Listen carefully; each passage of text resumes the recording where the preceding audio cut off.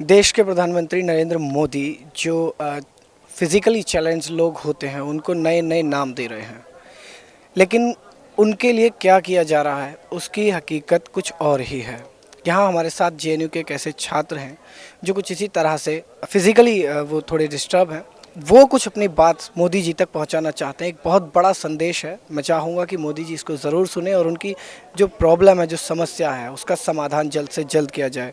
भैया, आपका नाम क्या है? मेरा नाम ऋषिराज यादव है। मैं आप जी बताएं। मैं एमफिल हिस्ट्री का स्टूडेंट हूँ। आप जो मुद्दा हमें बता रहे थे, जो आपकी जो परेशानी है, वो आप कैमरे पर बताइए कि आखिर वो क्या प्रॉब्लम है जिसकी वजह से आपने हमें रोका खास तौर पर। हमारी परेशानी ये है कि अभी अभी आरपीडी बिल आया है नया 2016। उसमें हमारे लिए एजुकेशन में 5% किया गया है। पहले वो 3% था, उसको 5% किया गया एजुकेशन में। लेकिन दूसरी तरफ यूजीसी गजट लाकर सीटें कम कर दी इतनी कम कर दी गई है कि उसका कोई महत्व ही नहीं रह गया है। जैसे कि जेएनयू में लास्ट टाइम एमफिल पीएचडी में अराउंड 30 एडमिशन हुए थे, लेकिन इस बार 102 सीटें हैं। तो 102 सीटें में मतलब 1 से 2 एडमिशन हो पाएगा। कहाँ 30 एडमिशन हो रहे थे, कहाँ 1 से 2 एडमिशन हो पाएगा। और वो भी आर्ट्स में सीटें ही नहीं है। जैसे हिस्ट्री सब्जेक्ट है, उसमें कोई सीट नहीं है। हिंदी है, उसमें कोई सीट नहीं है। इंग्लिश है, उसमें कोई सीट नहीं है।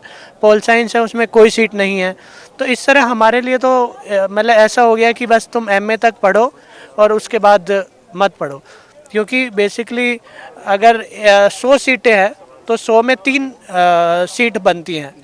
लेकिन अगर एमफिल पीएचडी में क्या होता है कि मुश्किल से किसी में 15 सीटें हैं, किसी में 10 सीटें हैं डिपार्टमेंट में, तो वहाँ 1 सीट बनती है विजुअली चैलेंज की या फिजिकली हैंडीकैप की।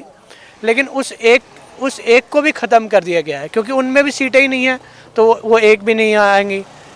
तो मेरा क्वेश्चन यही है कि जो आरपीडी बिल का भी कोई मतलब नहीं है अगर इस तरह गया। तो इस बार जेएनयू में एक भी मुझे नहीं लगता कि फिजिकली हैंडीकैप का एडमिशन होगा। तो अभी जो आपकी मांग है वो विशेषकर अपने जैसे लोगों के लिए है या फिर जो जेएनयू में जितने भी स्टूडेंट हैं उन सभी के लिए है? जेएनयू में जो फिजिकली, खासतौर से फिजिकली हैंडीकैप के लिए, क्योंकि उनको नाम तो दिव्यांग दिया जा रहा है, बहुत बढ़ावा दिया जा रहा है, लेकिन वो हायर एजुकेशन में आई नहीं। उन पे एक तरह से रोक लगा दी गई है गैजेट के द्वारा कि आप हायर एजुकेशन में, जैसे जेएनयू में लगभग जो 30 स्टूडेंट हर साल एडमिशन होता है एमफिल पीएचडी में, वो सोचिए कि 1 या 2 होगा एडमिशन, तो कितना बड़ा हमारे लिए सबसे बड़ा वो है। क्योंकि हमारे लिए हर यूनिवर्सिटी में 1-1, 2-2 सीट होती है एक कोर्स में, और वो भी ख़त्म कर दी गई है। मैं एक सवाल मैं ज़रूर उसका जवाब आपसे ज़रूर जानना चाहूँगा कि क्या जेएनयू में या फिर और भी जो कॉलेजेस हैं, क्या उनमें कभी आपको ऐसा लगता है कि इस सब के चलते आपको जानबूझकर परेशान भी किया जाता है? जी हाँ, जब सीटें ही नहीं होंगी तो हम आगे पढ़ भी नहीं पाएंगे। और देखिए कि एक्सेसिबल कैंपस इंडिया में केवल 2-3 यूनिवर्सिटीज़ में है जहाँ पे हम लोग अच्छे से पढ़ सकते हैं। हमारे लिए इंफ्रास्ट्रक्चर है ऐसा कि हम पढ़ सकते हैं। जो दिल्ली यूनिवर्सिटी है, जेएनयू है, हैदराबाद है, और उनमें ही जब हायर एजुकेशन में सीटें घटा दी गई हैं तो सोचिए हम तो कहीं भी नहीं जा सकते।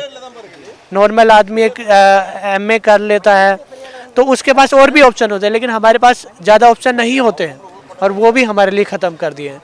तो मेरा यही संदेश है कि इन सीटों को बढ़ाया जाए ताकि हम लोग भी आगे पढ़ सकें, हम लोग भी आगे आ सकें। क्या नाम बताया था आपने? मेरा नाम ऋषिराज यादव है। मैं एमफिल कर रहा हूँ हिस्ट्री में, सीएचएस सेंटर जेएनयू में। पूरी तरह से शारीरिक रूप से सक्षम होने के बाद भी हर इंसान के लिए आसान नहीं है कि वो उच्च शिक्षा हासिल कर सके। ऐसे में ऋषिराज जो एमफिल कर रहे हैं जेएनयू से, वो एक मिसाल भी पेश कर रहे हैं। तो जाहिर है कि सरकार को सबसे ज़्यादा इस तरफ ध्यान देना चाहिए, इन लोगों की तरफ ख़ास तौर पर ध्यान देना चाहिए। मूलभूत सुविधाओं के साथ साथ जो यूजीसी का जो नया गज़ट आया है, जिसको लेकर अब विवाद खड़ा हो रहा है, उन सारी चीज़ों को सरकार को दोबारा से बैठकर विचार करना चाहिए और किसके लिए क्या बेहतर हो सकता है, इस पर ज़रूर ध्यान देना चाहिए। कैमरा पर्सन रैन प्रताप के साथ मैं love Kumar, JNU Delhi, national Dastak.